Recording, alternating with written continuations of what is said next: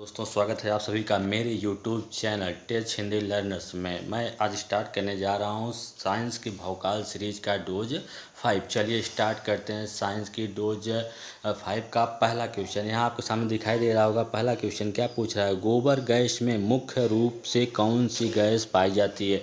तो गोबर गैस में कौन सी गैस पाई जाती है? गोबर गैस में मेथेन पाया जाता है। क्या पाया जाता है?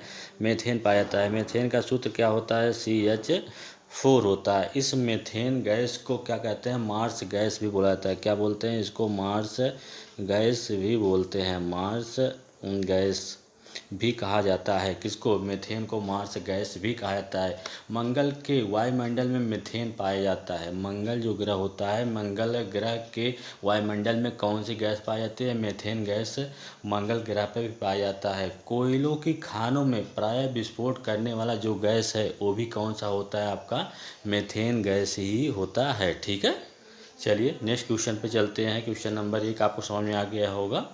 चलिए सेकंड पे चलते हैं। सेकंड क्वेश्चन क्या कर रहा है, पढ़िएगा यहाँ पे। सेकंड क्वेश्चन कह रहा है कि कपड़ों से जंग और स्याही के दाग को हटाने के लिए प्रयुक्त अम्ल। चलिए किस अम्ल का प्रयोग करते हैं? यहाँ पे क्या पूछा है? अम्ल का प्रयोग करते हैं। कपड़ों से जंग और स्याही के दाग को हटाने के लिए किस अम्ल का प्रयोग करते हैं? तो कौन सा अम्ल होता है? ऑक्जेलिक अम्ल जो होता है उसका प्रयोग करते हैं। किसका प्रयोग करते हैं? ऑक्जेलिक अम्ल का प्रयोग किया जाता है। ठीक है, किसका प्रयोग करते हैं? ऑक्जेलिक अम्ल का प्रयोग करते हैं। इस ऑक्जेलिक अम्ल का प्रयोग फोटोग्राफी में भी किया जाता है। इसमें किया जाता है फोटोग्राफी होता है ना, उसमें भी इसका प्रयोग किया जाता है, फोटोग्राफी में। ठीक है, या फिर से समझने की कोशिश करिएगा। क्या होता है कि कपड़ों से जंग और स्याही के दाग को हटाने के लिए प्रयुक्त अम्ल कौन सा होता है? ऑक्जेलिक अम्ल का प्रयोग किया जाता है कपड़ों से जंग और स्याही के दाग को हटाने के लिए। फोटोग्राफी में भी ऑक्जेलिक अम्ल का प्रयोग होता है। ठीक है, चलिए नेक्स्ट क्वेश्चन पे चलते हैं। Question number 3। यहाँ देखिएगा, क्वेश्चन नंबर 3 आपसे क्या पूछ रहा है, पढ़िएगा। क्वेश्चन नंबर 3 कह रहा है कि विटामिन की खोज किसने की थी? ठीक है, विटामिन की खोज किसने किया था? कैसिमिर फंक ने। कैसिमिर फंक ने किया था। किसने किया था? कैसिमिर फंक ने। और किस सन में किया था? 1912 में। ठीक है, तो यहाँ अगर आपसे पूछ लेता है कि विटामिन की खोज किसने किया था, तो क्या कहेंगे? कैसिमिर फंक ने किया था। और किस सन में किया था? 1912 में किया था। तो विटामिन होते क्या हैं? विटामिन शरीर में विभिन्न प्रकार की उपापचयी क्रियाओं को नियंत्रित करने का कार्य करते हैं। और अगर आपसे पूछ लिया कि जो विटामिन होते हैं, विटामिन कौन से ऐसे विटामिन होते हैं जो जल में घुलनशील होते हैं, तो जल में घुलनशील विटामिन कौन होता है? आपका B और C जो विटामिन होते हैं जल में घुलनशील होते हैं। अगर आपसे पूछ लिया कि वसा में घुलनशील विटामिन कौन से होते हैं, तो वसा में घुलनशील जो होते हैं वो कौन कौन से होते हैं आपके? आपका होता है A होता है, D, E और K विटामिन जो होते हैं क्या होते हैं? वसा में घुलनशील होता है। ठीक है, चलिए नेक्स्ट क्वेश्चन पे चलते हैं। Question number 4। यहाँ ध्यान देखिएगा। क्वेश्चन नंबर 4 क्या पूछ रहा है यहाँ पे? कोका कोला खट्टा स्वाद किसके कारण होता है? जो कोका कोला आप सब भी पेय पदार्थ होता है प्रकार का, तो उसमें उसके खट्टेपन होने का कारण क्या है? ठीक है, तो उसके खट्टेपन होने का कारण है आपका, उसमें क्या पाया जाता है? फास्फोरिक अम्ल पाया जाता है। उसके खट्टेपन होने का कारण है कि उसमें क्या पाया जाता है? आपका फास्फोरिक अम्ल पाया जाता है, जिसके कारण क्या होता है? कोका कोला जो होता है वो खट्टा होता है। ठीक है, चलिए नेक्स्ट क्वेश्चन पे चलते हैं। Question number 5। यहाँ ध्यान दीजिएगा। क्वेश्चन नंबर 5 क्या पूछ रहा है यहाँ पे? क्वेश्चन नंबर 5 कह रहा है तम्बाकू का धुआं स्वास्थ्य के लिए हानिकारक होता है। क्या होता है भैया? तम्बाकू जो होता है उसका धुआं जो होता है स्वास्थ्य के लिए हानिकारक होता है। क्यों ऐसा बोलते हैं? क्योंकि जो तम्बाकू होता है, तम्बाकू में क्या पाया जाता है? तम्बाकू के धुएं में कार्बन मोनोऑक्साइड पाया जाता है। क्या पाया जाता है? कार्बन मोनोऑक्साइड प्लस निकोटीन पाया जाता है। क्या पाया जाता है? निकोटीन पाया जाता है, जो कि स्वास्थ्य के लिए बहुत ही हानिकारक होता है। ठीक है, अगर आपसे क्वेश्चन पूछ लिया कि तम्बाकू निषेध दिवस, क्या पूछता है कि तम्बाकू निषेध दिवस कब मनाया जाता है? तो कब मनाया जाता है? 31 मई को तम्बाकू निषेध दिवस मनाया जाता है। ठीक, यहाँ तक तो आपको समझ में आ गया होगा। क्वेश्चन नंबर 5 क्या पूछा है, फिर से एक बार आपको बता देते हैं। तंबाकू का धुआं स्वास्थ्य के लिए हानिकारक होता है। क्यों होता है? क्योंकि तंबाकू के धुएं में जो होता है कार्बन मोनोऑक्साइड पाया जाता है और निकोटीन पाया जाता है, जो स्वास्थ्य के लिए बहुत ही हानिकारक होता है। तंबाकू ज़्यादा सेवन करने से आदमी को क्या हो जाता है, कैंसर बीमारी हो जाती है, इसका कोई, ठीक है। चलिए, अगर आपसे पूछ लेता है कि तंबाकू निषेध दिवस कब मनाया जाता है, तो तंबाकू निषेध दिवस जो होता है वो 31 मई को मनाया जाता है, ठीक है। चलिए क्वेश्चन नंबर 6 पे चलते हैं। यहाँ पे क्वेश्चन नंबर 6 आपके सामने यहाँ पे दिखाई दे रहा है। क्वेश्चन नंबर 6 क्या पूछ रहा है, पढ़िएगा इसको ध्यान से एक बार। क्वेश्चन नंबर 6 पूछ रहा है कि कौन सा सुमेलित नहीं है। क्या कहता है? अचार। अचार में क्या पाया जाता है? स्टिक अम्ल पाया जाता है, एकदम सही। सेकंड क्या है? खट्टा दूध जो होता है, खट्टा दूध होता है, उसमें क्या पाया जाता है? लैक्टिक अम्ल, ये भी एकदम सही है। सेब जो होता है, सेब में कार्बनिक अम्ल, नहीं, सेब में क्या पाया जाता है? सेब में आपका मौलिक अम्ल पाया जाता है। क्या पाया जाता है? मौलिक अम्ल पाया जाता है, ठीक है, मौलिक अम्ल पाया जाता है। तो यही जो आपका ऑप्शन नंबर 3 था, यही क्या था आपका? गलत था, ठीक है। तो क्या होता है, फिर से एक बार देखिएगा, कौन सा सुमेलित नहीं है पूछ रहा है कि अचार में क्या पाया जाता है? स्टिक अम्ल पाया जाता है, सही है। और खट्टा दूध में क्या पाया जाता है? लैक्टिक अम्ल, ये भी सही है। सेब में क्या पाया? सेब में मौलिक अम्ल पाया जाता है, ठीक है। जबकि कार्बोनिक अम्ल किसमें पाया जाता है? शीतल। अगर आपसे पूछ लेता है कि यहाँ पे जो कार्बोनिक अम्ल है ये किसमें पाया जाता है, तो सोडा वाटर जो होता है, सोडा वाटर में पाया जाता है। किसमें पाया जाता है? सोडा वाटर होता है, सोडा वाटर में आपका पाया जाता है कार्बोनिक अम्ल पाया जाता है, ठीक है। चलिए नेक्स्ट क्वेश्चन पे चलते हैं। क्वेश्चन नंबर 7 पे चलते हैं। चलिए देखिएगा, यहाँ पे क्वेश्चन नंबर 7 क्या पूछ रहा है। प्रयोगशाला में सबसे पहले बनने वाला कार्बनिक यौगिक, अरे भैया कौन सा है? क्या पूछ रहा है आपसे? प्रयोगशाला में सबसे पहले बनने वाला कार्बनिक यौगिक कौन सा है? वो कार्बनिक यौगिक, वो कार्बनिक यौगिक है आपका यूरिया। क्या है? यूरिया कार्बनिक यौगिक होता है। यूरिया का हम लोग सूत्र क्या होता है? NH2CO होता है, ठीक है। चलिए नेक्स्ट क्वेश्चन पे चलते हैं। क्वेश्चन नंबर 8 आपके सामने यहाँ पे दिखाई दे रहा है। क्वेश्चन नंबर 8 को ध्यान से पढ़िएगा। क्वेश्चन नंबर 8 क्या पूछ रहा है? ऑक्सीजन की खोज किसने की थी? अरे भाई, ऑक्सीजन जो होता है मोस्ट इम्पॉर्टेंट होता है प्रत्येक जीव जंतु के लिए, ठीक है। तो चलिए यहाँ आपको बताते हैं कि ऑक्सीजन जो होता है, ऑक्सीजन की खोज किसने की थी। तो ऑक्सीजन का खोज करने वाले वैज्ञानिक का नाम क्या था? शीले था। क्या था? शीले नामक वैज्ञानिक ने किया था। और किस सन में किया था? 1972 में किया था, ठीक है, 1972 में। वायु में नाइट्रोजन के बाद सर्वाधिक मात्रा में पाए जाने वाला, पहले तो सबसे अधिक मात्रा में नाइट्रोजन पाया था, उसके बाद सेकंड पे कौन सा होता है? आपका ऑक्सीजन होता है, ठीक है। मानव शरीर में सर्वाधिक मात्रा में पाए जाने वाला क्या होता है? आपका ऑक्सीजन होता है, ठीक है। चलिए नेक्स्ट क्वेश्चन पे चलते हैं। क्वेश्चन नंबर 9, ध्यान से पढ़िए। क्वेश्चन नंबर क्या पूछ रहा है, पढ़िए। क्वेश्चन नंबर, वायुमंडल में कौन सी गैस परावैंगनी किरणों को अवशोषित करती है? वायुमंडल में या कौन सी गैस क्या होती है? परावैंगनी किरणों। जो परावैंगनी किरणें होती हैं बहुत ही हानिकारक होती हैं, ठीक है। तो परावैंगनी किरणों को अवशोषण करने का काम कौन करता है? ओजोन करती है, ठीक है। कौन करता है? ओजोन परत होती है, ओजोन परत यही क्या करती है? वायुमंडल में कौन सी गैस परावैंगनी किरणों को अवशोषित करती है? तो कौन करता है? यहाँ पे दिखाई दे रहा होगा आपका, यहाँ पे कौन होता है? ओजोन होता है। ओजोन क्या काम करती है? ओजोन परावैंगनी किरणों को अवशोषित करती है। ओजोन परत जो होती है, ओजोन परत, इस ओजोन परत को नुकसान पहुँचाने वाली गैसें कौन कौन सी होती हैं? इसको नुकसान पहुँचाने वाली गैसें आपकी CFC होती है। और सेकंड क्या होता है? फ्लोरीन होती है, CFC हो गया, फ्लोरीन हो गया, क्लोरीन हो गया, मेथेन हो गया, और नाइट्रस ऑक्साइड होती है। क्या होती है? नाइट्रस ऑक्साइड होती है, जो कि क्या करती है? ओजोन परत को क्षति पहुंचाती है, ठीक है।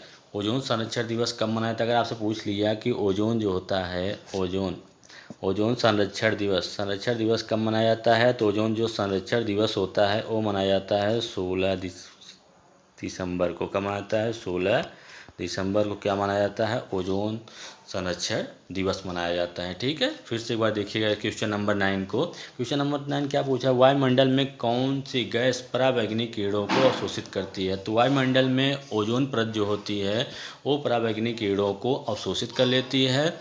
और क्या ओजोन परत को क्षत पहुंचाने वाली गैसें कौन कौन सी होती हैं, CFC होता है, फ्लोरीन होता है, नाइट्रस ऑक्साइड होता है, ब्रोमीन होता है, और मीथेन भी क्या करता है, इसको क्षति पहुंचाता है। ठीक है, चलिए क्वेश्चन नंबर 10 पे चलते हैं। क्वेश्चन नंबर 10 क्या पूछ रहा है, पढ़िएगा इस क्वेश्चन नंबर 10 को। पूछ रहा है कि पेंसिल का स्लाइडर किस चीज़ का बना होता है। जो पेंसिल होता है उसका स्लाइडर जो होता है वो किस चीज़ का बना होता है। तो पेंसिल का जो स्लाइडर होता है वो बना होता है ग्रेफाइट का। किसका बना होता है, ग्रेफाइट का बना होता है। ठीक है, ग्रेफाइट का बना होता है। काला शीशा, इस ग्रेफाइट को काला शीशा भी कहते हैं। क्या कहते हैं, काला शीशा।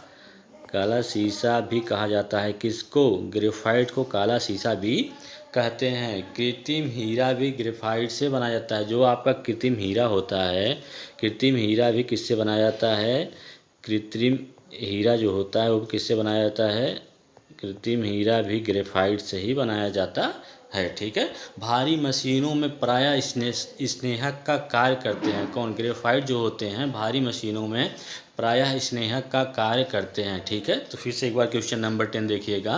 क्वेश्चन नंबर 10 क्या पूछ रहा है कि पेंसिल का स्लाइड जो होता है किस धातु का या किस चीज़ का बना होता है। तो किसका बना होता है, ग्रेफाइट का बना होता है। ठीक है, इसी ग्रेफाइट को काला शीशा भी कहते हैं।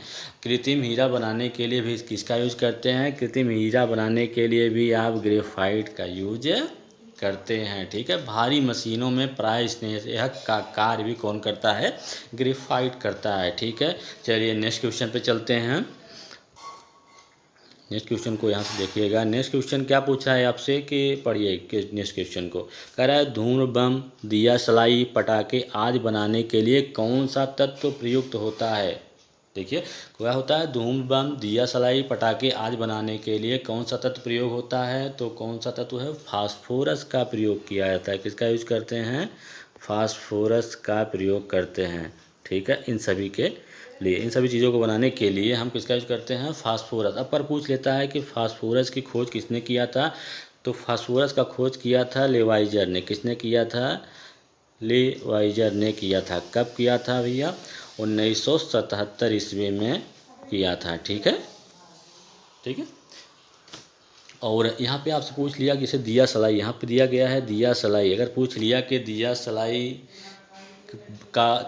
बनाने के लिए किस लकड़ी का प्रयोग करते हैं। तो दिया सलाई बनाने के लिए आप चीड़ जो होती है, चीड़ की लकड़ी का प्रयोग किया जाता है। ठीक है, चलिए क्वेश्चन नंबर नेक्स्ट पे चलते हैं। क्वेश्चन नंबर नेक्स्ट यहाँ देखिएगा। क्वेश्चन नंबर क्या कह रहा है, यहाँ पे पढ़िए। कह रहा है क्वेश्चन नंबर कि भविष्य का ईंधन किसे कहते हैं। ठीक है, क्या पूछा आपसे, भविष्य का ईंधन क्या होता है। तो कौन सी गैस जो होती है भविष्य का ईंधन कहते हैं, हाइड्रोजन होता है ना, हाइड्रोजन। हाइड्रोजन को क्या कहते हैं, भविष्य का ईंधन कहा जाता है हाइड्रोजन को। अब पूछ लिया कि हाइड्रोजन के कितने समस्थानिक होते हैं। तो हाइड्रोजन के 3 समस्थानिक होते हैं। कितने होते हैं, 3 समस्थानिक होते हैं। समस्थानिक कितने होते हैं, 3 होते हैं। कौन कौन से, 1H1 होता है, 1H2 होता है एंड 1H3 होता है। तो हाइड्रोजन कितने समस्थानिक हो गए, हाइड्रोजन के 3 समस्थानिक हो गए। ठीक है, विश्व में सर्वाधिक मात्रा में पाया जाए। अगर आपसे पूछता है कि विश्व में सर्वाधिक मात्रा में पाए जाने वाला तत्व कौन सा है, तो आप क्या हो, कौन सा तत्व है वो, हाइड्रोजन है। हाइड्रोजन के कुल कितने समस्थानिक होते हैं, हाइड्रोजन के कुल 3 समस्थानिक होते हैं। 1H1, 1H2 एंड 1H3 होता है। हाइड्रोजन को जब जलाया जाता है, ठीक है, हाइड्रोजन को जलाने पर क्या बनता है, हाइड्रोजन को जलाने पर पानी बनता है। क्या बनता है भैया, पानी, H2O का निर्माण होता है। ठीक है, अगर हम क्या करते हैं, हाइड्रोजन को जलाते हैं तो किसका निर्माण होता है, पानी का निर्माण होता है। चलिए एक बार फिर इस क्वेश्चन को ध्यान से पढ़िएगा। क्या कह रहा है, भविष्य का ईंधन किसे कहते हैं। तो भविष्य का ईंधन किसको कहा जाता है? हाइड्रोजन को भविष्य का ईंधन कहते हैं। हाइड्रोजन के कितने समस्थानिक होते हैं? हाइड्रोजन के 3 समस्थानिक होते हैं, 1s1, 1s2 और 1s3 होता है। हाइड्रोजन को जलाने पर क्या बनता है? हाइड्रोजन को जलाने पर H2O अर्थात पानी का निर्माण होता है। ठीक है, चलिए नेक्स्ट क्वेश्चन पे चलते हैं।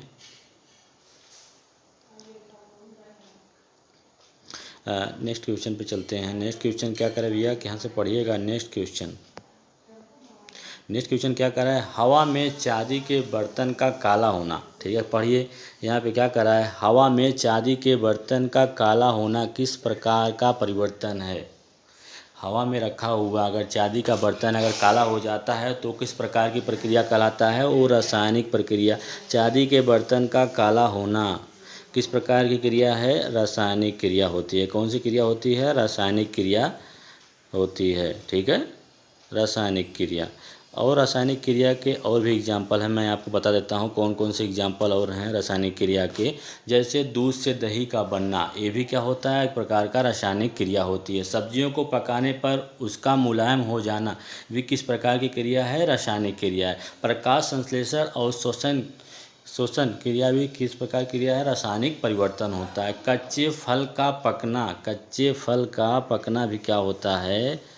कच्चे फल का पकना भी क्या होता है? आपका रासायनिक क्रिया होती है। ठीक है दोस्तों, फिर से एक बार देखिएगा इस क्वेश्चन को, very most important question science के लिए। ठीक है, चलिए हवा में चांदी के बर्तन का काला होना किस प्रकार की क्रिया है? हवा में चांदी के बर्तन का काला होना रासायनिक क्रिया है। ठीक है, और भी देखिए, और भी इसके एग्जाम्पल देखिएगा। कच्चे फल का पकना भी क्या होता है? रासायनिक परिवर्तन होता है। दूध से दही का बनना भी क्या होता है? रासायनिक परिवर्तन कहलाता है। सब्जियों को पकाने पर उसका मुलायम हो जाना भी क्या होता है? रासायनिक परिवर्तन ही होता है। ठीक है, चलिए नेक्स्ट क्वेश्चन पे चलते हैं।